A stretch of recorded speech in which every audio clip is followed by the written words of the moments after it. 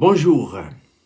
L'apôtre Paul, dans sa première lettre à l'église de Thessalonique, chapitre 5, versets 16, 17, 18 et 19, nous donne 4 exhortations avec un impératif. Mais l'impératif, là, il n'a pas mis ici. Mais c'est la condition si nous voulons que ces exhortations de Paul deviennent une réalité dans notre vie. La première, Paul dit ceci: soyez toujours joyeux. Voilà. C'est pas de temps en temps. Mais on verra tout à l'heure comment il faut faire. C'est l'impératif. Pour être toujours joyeux, je souligne que les verbes utilisés ici, c'est un impératif. Et l'impératif en français, c'est un ordre. Qu'est-ce qui fait la différence entre un impératif en français puis en grec? En français, c'est un ordre à exécuter immédiatement. Voilà. En grec, c'est aussi immédiatement, mais d'une manière progressive. Voilà qui fait la différence. Ça monte en puissance, en intensité. Donc, soyez toujours joyeux. Toujours, toujours. Même si vous avez passé une mauvaise nuit, vous êtes devant des problèmes pour la journée. Allez. Écoutez le conseil ce matin. Soyez toujours joyeux. C'est un impératif. Progressif en puissance. Ensuite, rendez grâce à Dieu en toutes choses, car c'est à votre égard la volonté de Dieu en Jésus. Rendez grâce à Dieu en toutes choses. Remerciez le Seigneur pour toutes les situations que vous traversez, que nous traversons tous. Et pourquoi? Mais c'est la volonté de Dieu. Dieu permet tout ça, là. Voilà. C'est pourquoi faire. Mais c'est pour que nous soyons joyeux. Voilà. Dieu permet. C'est lui qui permet les situations de la vie. Rien ne nous arrive au hasard. Pour dire dans la lettre aux Romains 8, chapitre 8, toutes choses concourent au pluriel. Toutes choses concourent au bien de ceux qui aiment Dieu. Donc, rendez grâce à Dieu en toutes choses. Ça veut dire remercier Dieu pour toutes les situations par lesquelles vous et moi, nous traversons tous. Voilà. Toujours. Pas de temps en temps. Remercier Dieu. Soyons reconnaissants envers Dieu. Troisième exhortation. Paul dit ceci. Il dit, priez sans cesse. Prier sans cesse, ça veut dire quoi? C'est pas prier de temps en temps. Prier toujours. Il ne faut pas arrêter. Il ne faut jamais relâcher. Voilà. On verra l'impératif. Quatrième exhortation, n'éteignez pas le Saint-Esprit. Il ne faut pas éteindre. Quand on éteint le feu, ça ne s'allume plus. Jean-Baptiste disait, moi je vous baptise d'eau, vous emmenez à la repentance. Mais celui qui vient après moi est plus puissant que moi. Je ne suis pas digne de délier la courroie de ses chaussures. Lui, il vous baptisera du Saint-Esprit de feu.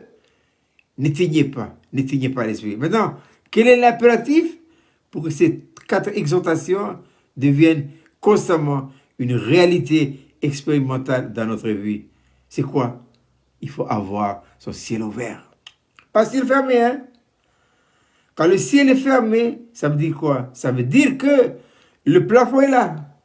Tous les cloisons de la maison sont là. Et je ne suis pas libre. Et non seulement ça, mais Dieu ne peut pas parler. Pour que Dieu parle, il faut enlever le plafond. Il faut enlever les cloisonnements. Il faut déplafonner tout. Qui va faire ça? C'est la croix. Ça, c'est le travail de la croix. Mais qu'est-ce que la croix? La croix, c'est un principe de vie qui donne à Dieu tous les droits absolus. Et la possibilité de tout casser ce que la vie naturelle a mis en place pour commencer toute chose nouvelle, que dit Ésaïe 43. Ésaïe 43 dit ceci: laissez-le passer, ne vous souvenez plus de ce qui est ancien. Voici, je fais toute chose nouvelle. Elle est sur le point d'arriver. Nouveauté. Voilà. Donc, l'impératif, c'est le ciel ouvert. Parce que par le ciel ouvert, nous avons contact avec le ciel. C'est le Saint-Esprit qui est en nous, qui nous attache, qui est dans notre esprit, à l'Esprit de Jésus, assis là sur le trône. Ce qui fait que la connexion, elle est maintenue. C'est une connexion ininterrompue.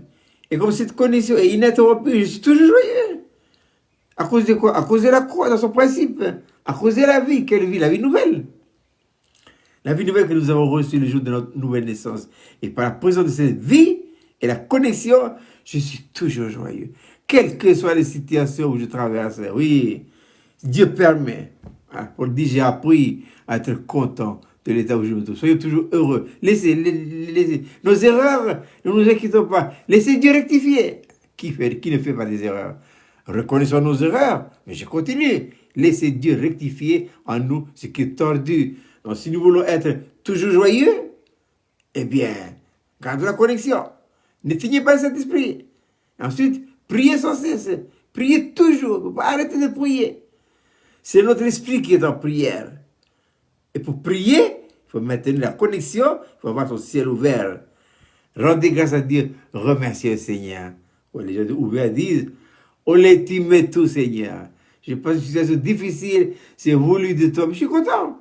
Voilà, je suis content. Dieu sait ce qu'il fait. Et enfin, n'éteignez pas le Saint-Esprit. Qu'est-ce qui peut éteindre en vous et en moi l'action puissante du Saint-Esprit? C'est le péché.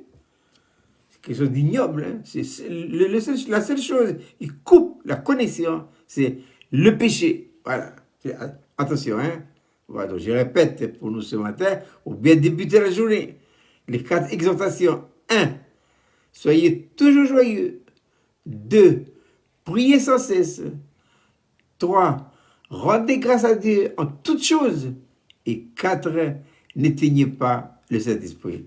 Ça, ce sont les 4 exhortations pour démarrer la journée. Et quel est l'impératif? L'impératif, il faut avoir son ciel ouvert. Et on se souhaite passer une agréable journée. Et à bientôt.